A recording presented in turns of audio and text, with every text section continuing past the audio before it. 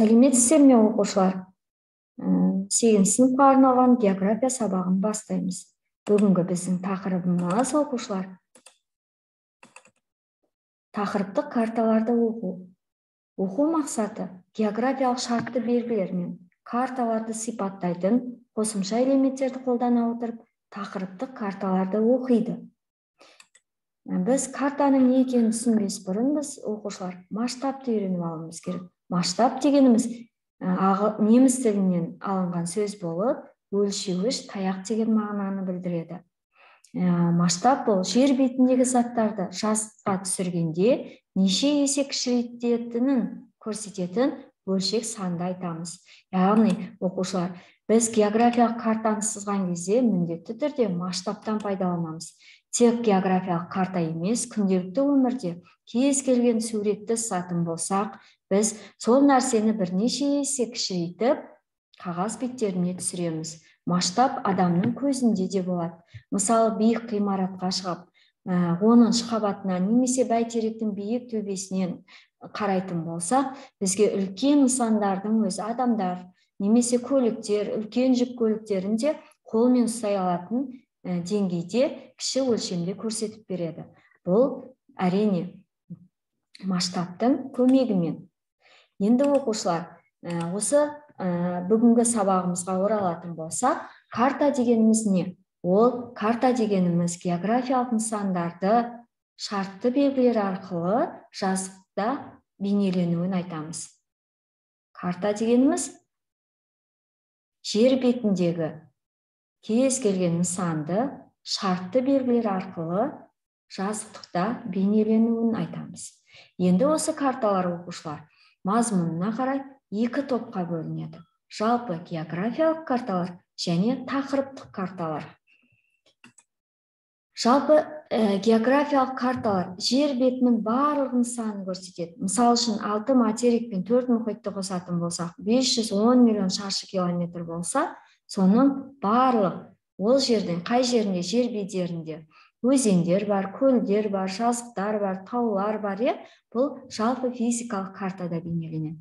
Ал тақырыптық карталар дегеніміз тек сол тақырыпқа байланысты ғана карталар болады. Мысалы үшін 8-ші сыныптың атлас картасын алатын болсақ, оқушылар, атлас картада әртүрлі тақырыптарға байланысты карталар беріледі. Мысалы үшін қараймыз, климатқа байланысты карталар бар. Климаттық белдеулерге байланысты негізгі және өтпелі климаттық белдеулер туралы карталар бар. Және де осыған байланысты мұхиттардың картасы, кез келген мемлекеттің картасы болуы мүмкін. Мемлекеттің географиялық әртүрлі экологиялық карталары болуы мүмкін. Бұларды біз тақырыптық карталар деп айтамыз.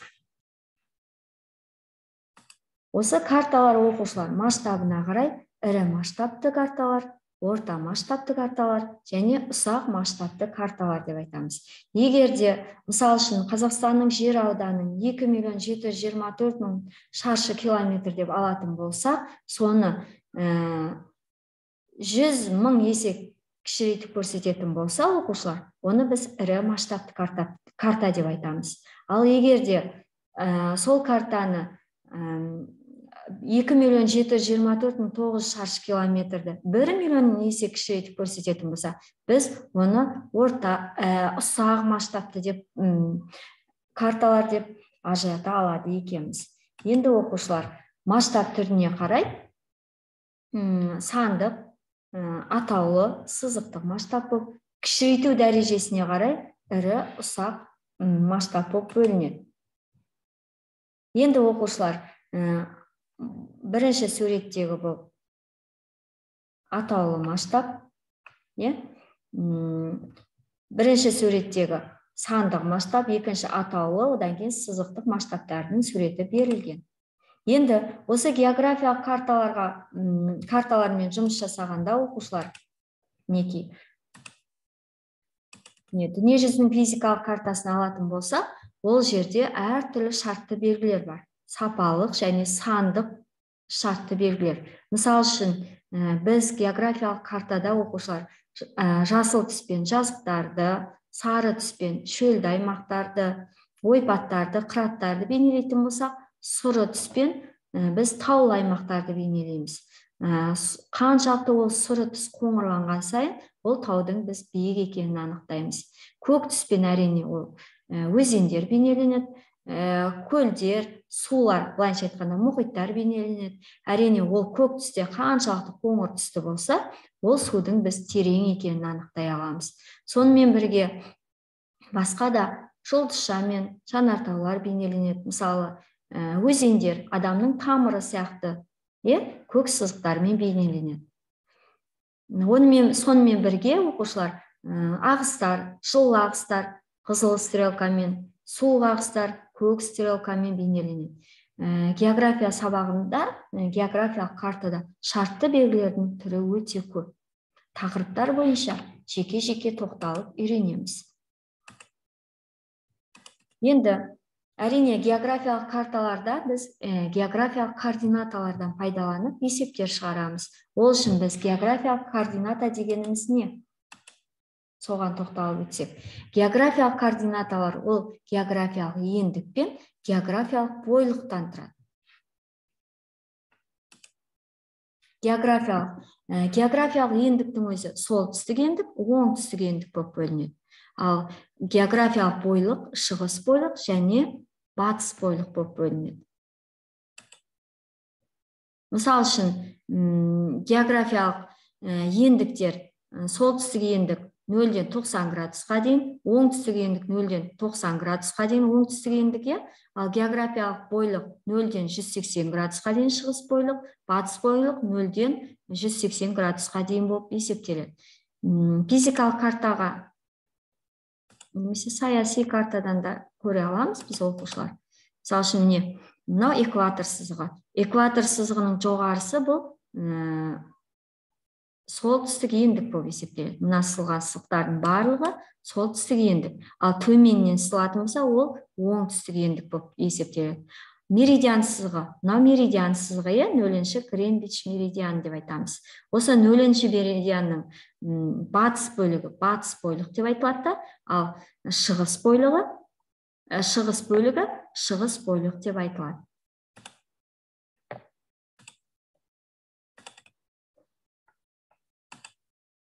Мына картадан да көруімізге болады. Мынау экватор сызығы.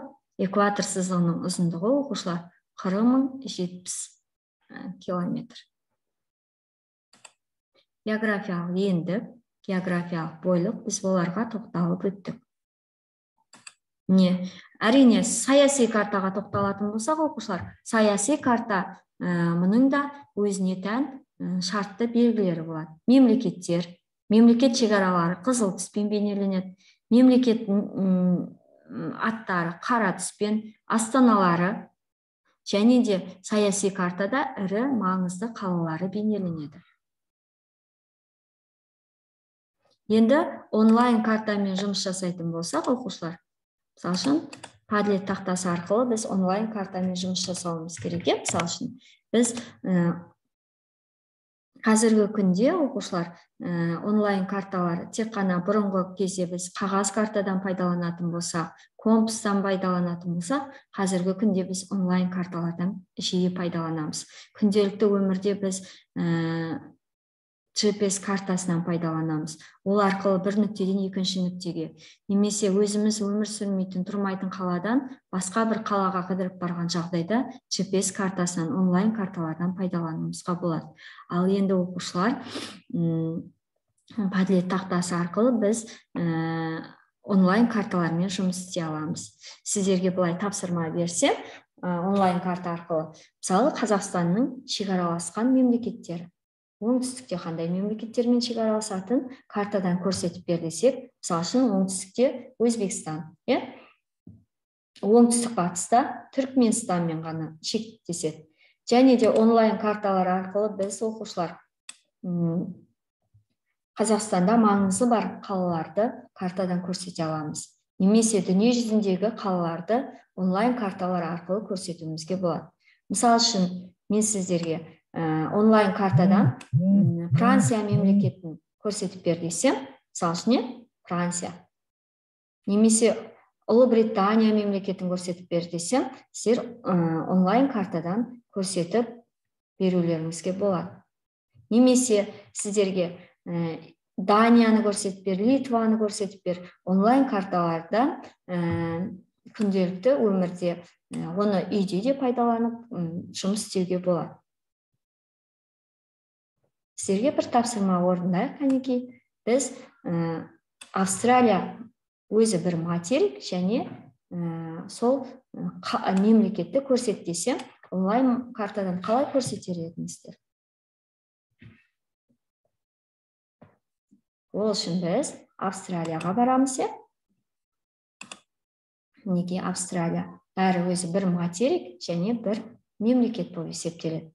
Біз онлайн картадан, Padlet тақтасындағы онлайн карта арқылы сол мемлекет туралы мәліметті де көруімізге болады. Мынау Австралия материгінің жалауы.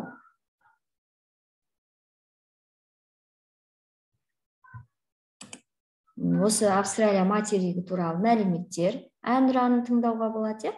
Немесе осы Австралия туралы жалпы өсімдіктер әлемі, жануарлар әлемі, әкімшілік бөлінуі қандай, бұның барлығын біз онлайн карталар арқылы көру мүмкіндігіміз бар. Бүгінгі сабағымыз осымен аяқталды. Назар салып тыңдағандарыңызға рахмет.